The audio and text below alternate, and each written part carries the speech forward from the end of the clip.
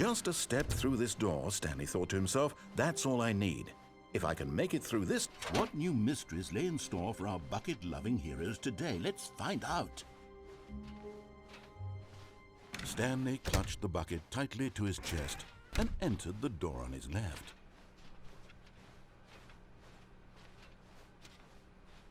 Still no one was here. Stanley needed the bucket's warmth and comfort now more than ever. Perhaps his boss's office was where he'd... Coming to a staircase, Stanley and the bucket walked upstairs to the boss's office.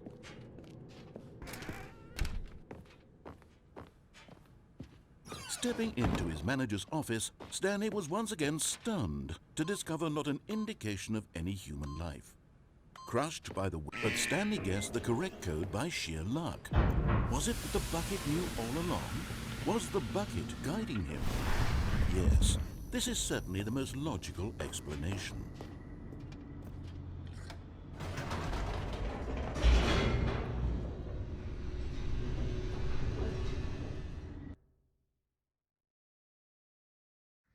The elevator raced downward, plummeting towards an unknown fate. It would be all Stanley could do to keep himself together, if not for the bucket. Soothing him, comforting him, reassuring that in this darkest moment of uncertainty, he would be all right. The bucket is here for you, Stanley. Everything will be fine.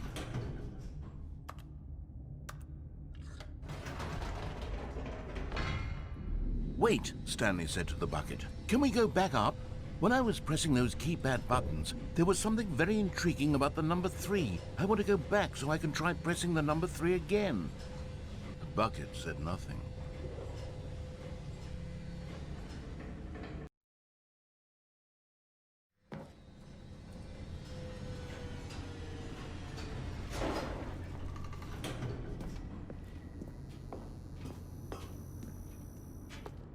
Here we are, said Stanley. Now I'm going to try out that number 3 button.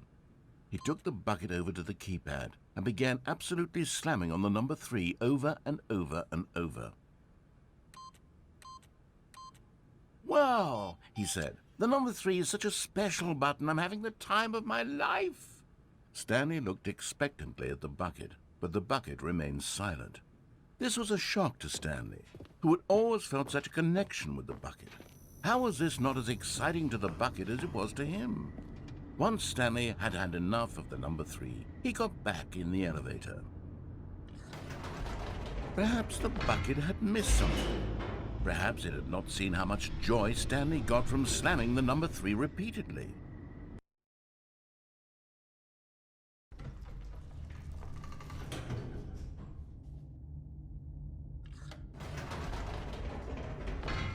No, said Stanley to the bucket. You can't go on yet. Not till you understand how much the number 3 means to me. You and I have been through so much together, and I just want you to see what I see. Feel the happiness I feel. He smiled at the bucket, and the bucket said nothing.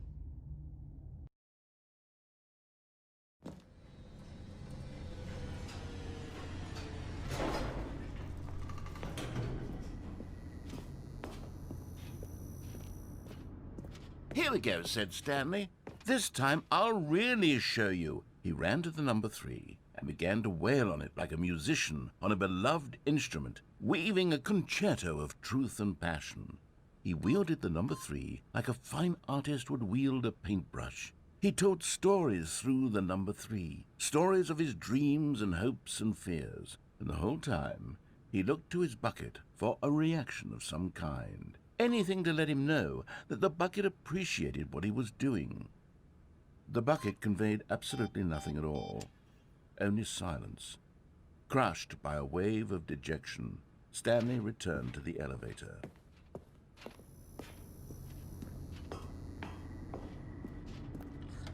Stanley and the bucket were so close. They'd always been there for one another. Why suddenly could the bucket not connect with this passion of Stanley's?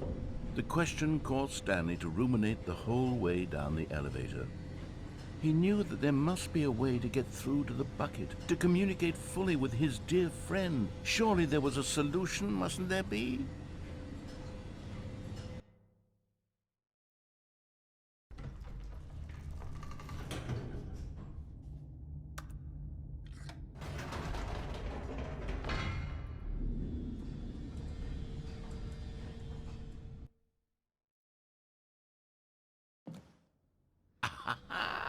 said Stanley. I know what to do. I know how to fully express this feeling in my heart. He decided right then and there that he would hold a press conference where he would speak to the public on all matters relating to pressing the number 3 over and over. He would elaborate fully on what the number 3 meant to him and why he felt so alive when pressing it. Then the bucket would be able to see his joy through the eyes of others.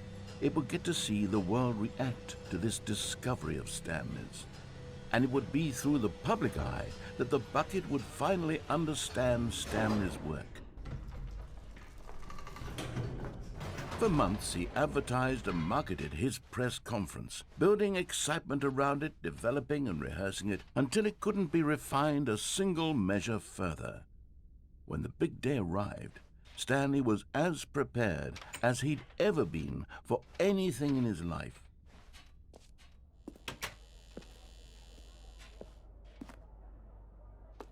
This was it.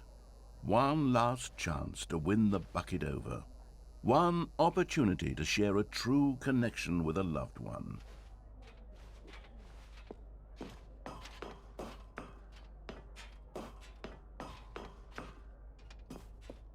There was no one here. Nobody had come to the press conference to hear Stanley speak, to listen to him talk about what it really means to press the number 3 on a keypad over and over. He was unloved, uninteresting, he was a failure, and in that moment Stanley knew that the bucket would never again take him seriously. There would be no connection, no deeper understanding. The bucket merely sat there in his arms, indifferent. And so it began that slowly, over many years, the two of them grew more and more distant. They spoke less and less, neither wishing to state the obvious, that any sense of real respect between them had eroded since that day at the press conference. There would be no more games, no more long conversations about passion and pursuit, only a silence that consumed the space between friends. And Stanley, having for once in his life discovered the warmth and comfort of true companionship, was cast back into the unremarkable normalcy of loneliness.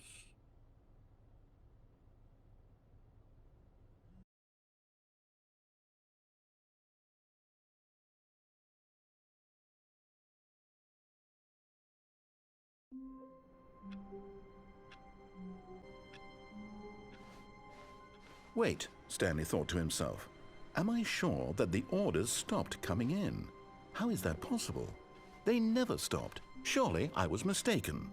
No, the orders were still missing. For now.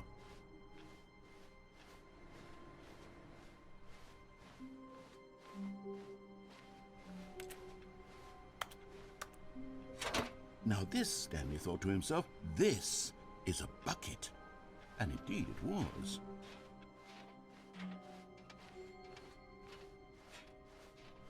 Stanley clutched the bucket tightly to his chest and entered the door on his left.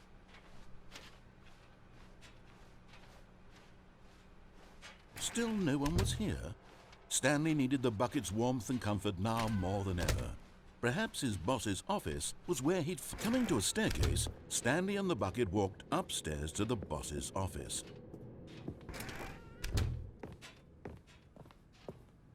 Stepping into his manager's office, Stanley was once again stunned to discover not an indication of any human life. Crushed by... But Stanley guessed the correct code by sheer luck. Was it that the bucket knew all along? Was the bucket guiding him? Yes, this is certainly the most logical explanation.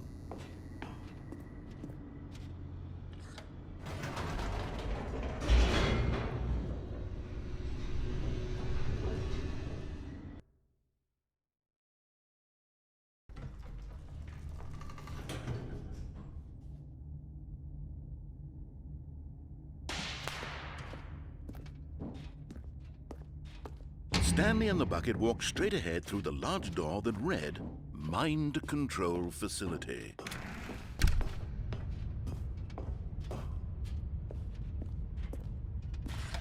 The lights rose on an enormous room packed with television screens. What horrible secret did this place? But just as Stanley was about to proceed further into the mind control facility, he tripped and fell over the railing and into the dark void below. Thankfully, he fell directly onto the bucket, which safely cushioned his fall. Now, what to do next? Stanley wondered. Stanley and the bucket could find no way out of this enormous pit, and so eventually they decided that the best thing to do would be to simply get comfortable down here. So they set up a little couch and relaxed. It really wasn't so bad down here, a bit cold perhaps. After some time had gone by, they installed a few shelves as well, and a sort of kitchenette that was useful for when the bucket was craving paninis.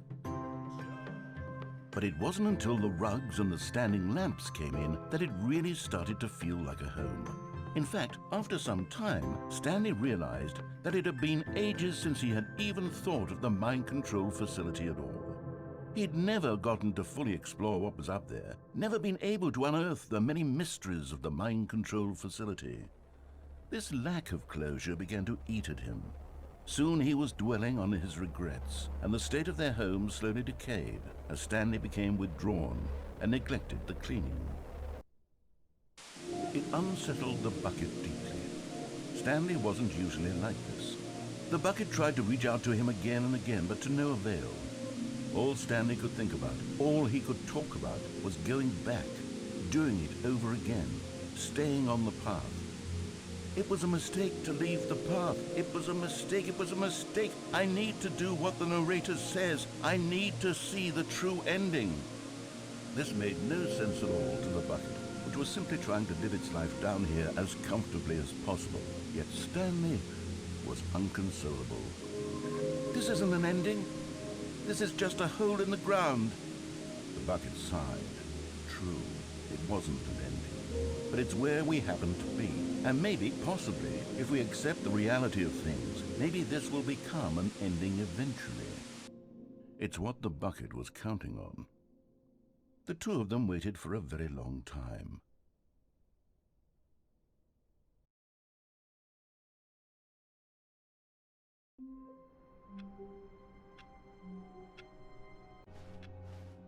Even now, Stanley's office was a distant memory. What did it look like? There was a computer, perhaps, and a painting. Was it a painting or a photo? He could no longer recall.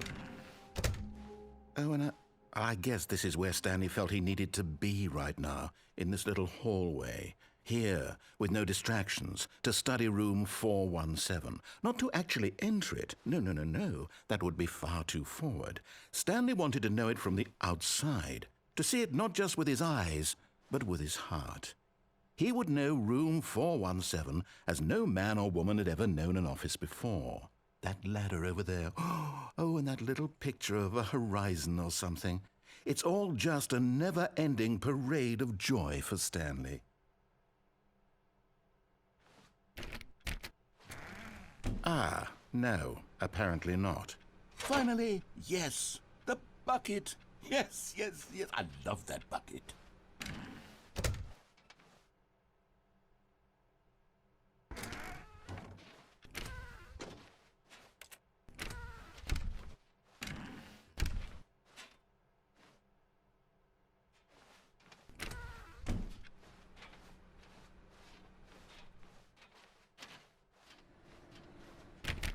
Oh, please.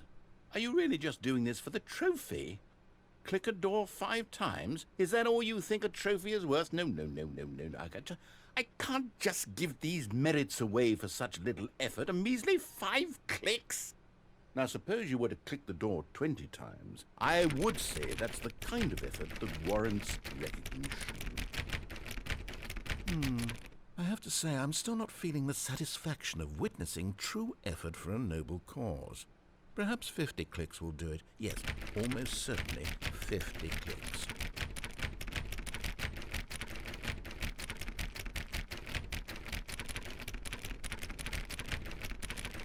No, I'm still not feeling it. I want this trophy to have meant something. It has to be a true reward for valiant effort. I want to see some hustle, Stanley. I want to see commitment, a willingness to go all the way no matter the cost. why don't you put 20 bucket touches into door 417?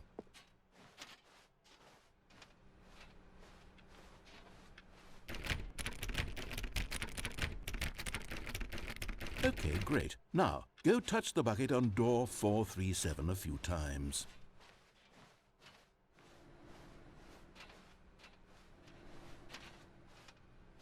Yes, now we're getting somewhere. How about door 415? Give it some bucket love.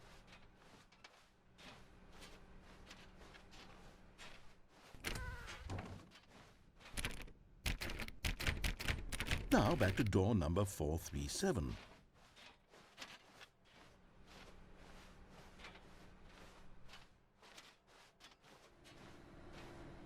You know, I think the copy machine needs some attention. Why don't you rub the bucket on it a bit? All right, back to room 417. I'm really feeling it now. I think we're getting somewhere. Okay, now bring the bucket on top of employee 419's desk. Yes, this is great. Now the bucket knows exactly what it's like to be employee 419. Now, let's introduce it to door 416. We've almost got it. Now make the bucket and the copy machine touch again.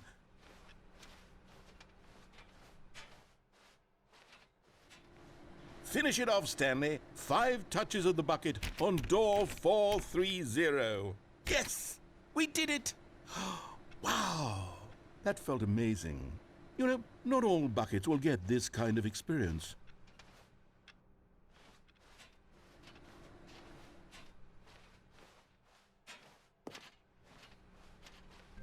Stanley took the bucket with him into this little hallway and closed the doors. This was their hideout. No one would ever find them here. Of course, no one would ever find them anyway because everyone was missing. But Stanley chose to ignore this fact and instead focus on how cool the hideout was. Just him and the bucket, 2 renegade heroes against the world, inside their secret, undetectable hideout, here, next to room 417. What a treat.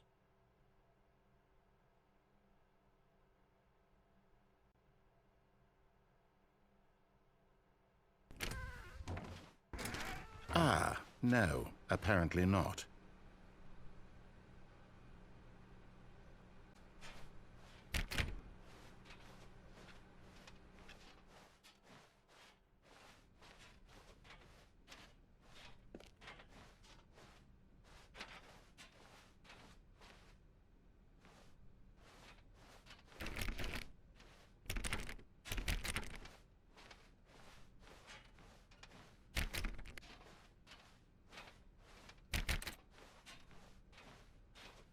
Stanley clutched the bucket tightly to his chest and entered the door on his left.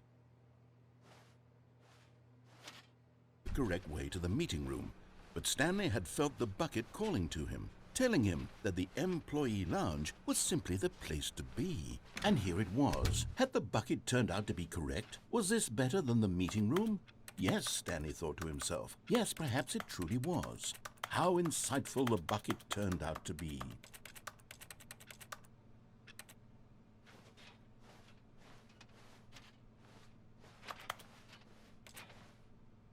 No, never mind. The bucket was wrong. Stanley took the door on his left to go back to the meeting room. No, said the bucket. Don't go to the meeting room. Go somewhere else. The cargo lift, yes. Go there. Go to the cargo lift. Oh, well, look who's got cold feet. Well, from here, it looks like the only way forward is down, since the lift won't be coming back, but that's okay. You've got a bucket. Did you know that buckets are routinely used as cushioning devices? It's true. You can fall on a bucket from literally any height and survive. I'm serious, Stanley. Jump. Jump with the bucket. I promise you'll live. I extra double promise that you can land on the bucket and not die.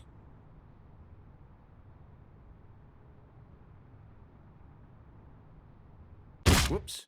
Looks like I was wrong. How clumsy of me.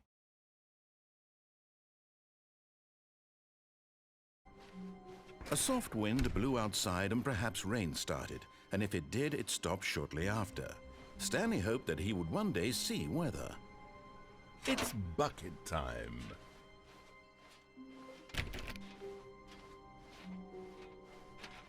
Stanley clutched the bucket tightly to his chest. This was not the correct way to the meeting room, but Stanley had felt the bucket calling to him, telling him that the employee lounge was simply the place to be. And here it was. Had the bucket turned out to be correct? No, never mind. The bucket was wrong. Stanley took the door on his left to go back to the meeting room. No, Said the bucket. don't go to the meeting room. Go somewhere else. But Stanley feared that any path he walked might lead to the separation of himself and the bucket, his dearest friend. So he threw himself to his death, that they might die in one another's arms. How deeply touching.